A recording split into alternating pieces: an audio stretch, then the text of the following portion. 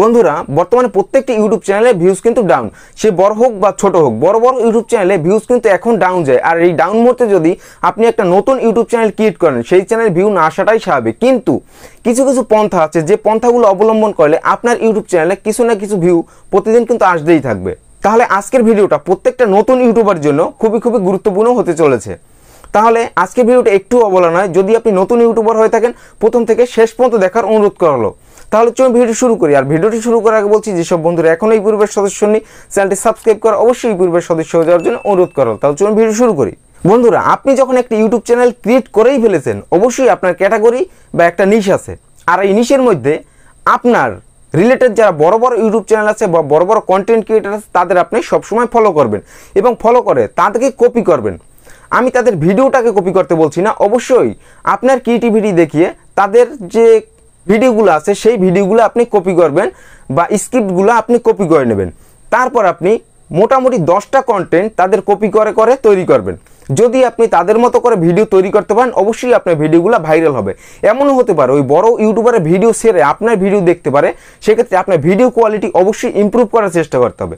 আপনাকে সবসময় লক্ষ্য রাখতে হবে বড় ক্রিয়েটার কোন ধরনের ভিডিও বানায়, বর্তমানে কোনটা ট্রেন্ডিংয়ে আছে, সেই ধরনের ট্রেন্ডিং বা বড় ক্রিয়েটারের ভিডিওগুলো আপনি যদি কপি করতে পারেন এই মুহূর্তে, তাহলে আপনার চ্যানেলে কিছু না কিছু ভিউ অবশ্যই আসবে। আর সেক্ষেত্রে মনে রাখতে হবে আপনাকে অবশ্যই আপনি ওই বড় ক্রিয়েটার যে ধরনের টাইটেল দিয়েছে, ট্যাগ দিয়েছে, অবশ্যই আপনি আপনার চ্যানেলে বা আপনার ভিডিওতে সেই ধরনের ট্যাগ, টাইটেল, ডিসক্রিপশন দিয়ে সেম কোয়ালিটির ডিসক্রিপশন দিয়ে আপনি অবশ্যই ভিডিওটি আপলোড করে দেবেন।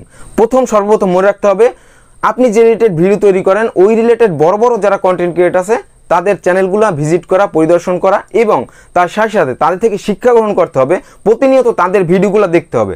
একজনের ভিডিও যদি আপনি প্রতিনিয়ত দেখেন, অবশ্যই আপনার মধ্যে কিছু না কিছু জ্ঞান অবশ্যই সৃষ্টি হবে। আর সেই জ্ঞান দিয়ে আপনি পরবর্তীতে ক্রিয়েটিভিটি দেখিয়ে নিজের মধ্যে তারপর কিন্তু আপনি একটা চ্যানেলকে স্টার্টের দিকে বা র্যাঙ্কের দিকে নিয়ে যেতে পারবেন। তাই অবশ্যই অন্যের ভিডিওগুলো বেশি বেশি দেখুন এবং তা থেকে শিক্ষা গ্রহণ করুন এবং অন্যের ভিডিওগুলো কপি করার চেষ্টা করুন। দ্বিতীয়ত বন্ধুরা, আপনাকে ইউটিউবে অ্যালগোরিদমটাকে ভুলে যেতে হবে। বর্তমানে এমনিতেই ভিউ কম, তারপর যদি ইউটিউবে অ্যালগোরিদম নিয়ে বিভিন্ন চিন্তা করেন যে আমার ভিডিওটা কেন ভাইরাল হয় না, ইউটিউব অ্যালগোরিদম এটা কি করছে, এই ধরনের যদি আপনি চিন্তা করেন, তাহলে কিন্তু আপনি পিছনেই পড়ে যাবেন।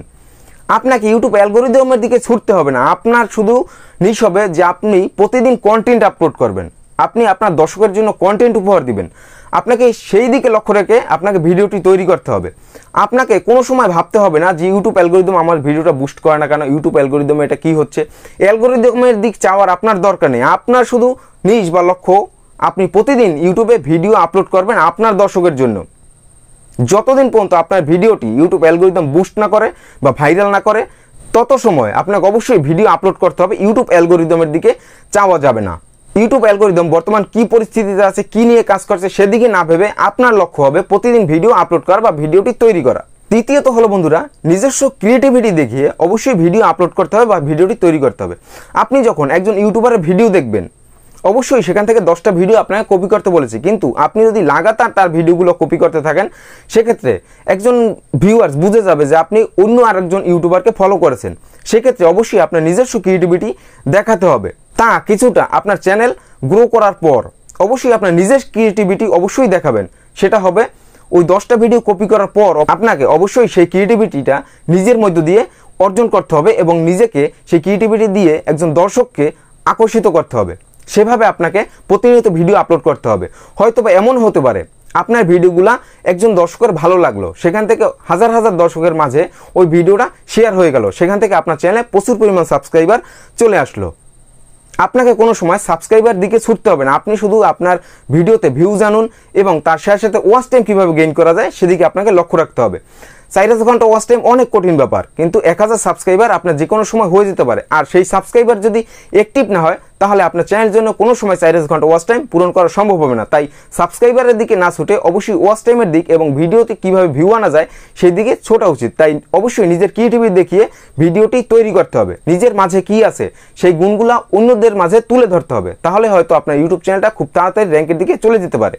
চতুর্থত বন্ধুরা, আপনাকে প্রতিনিয়ত ভিডিও আপলোড করতে হবে। যখন একজন নতুন ইউটিউবার ইউটিউবে একটা চ্যানেল ক্রিয়েট করে, প্রতিদিন সে 2টা একটা ভিডিও আপলোড করে, কিন্তু কিছুদিন যাওয়ার পর যখন দেখে ইউটিউব অ্যালগোরিদম তার ভিডিওটা বুস্ট করে না বা ভাইরাল করে না, তখন কিন্তু সে ডিমোটিভেটেড হয়ে যায় এবং ইউটিউব থেকে চলে যায়।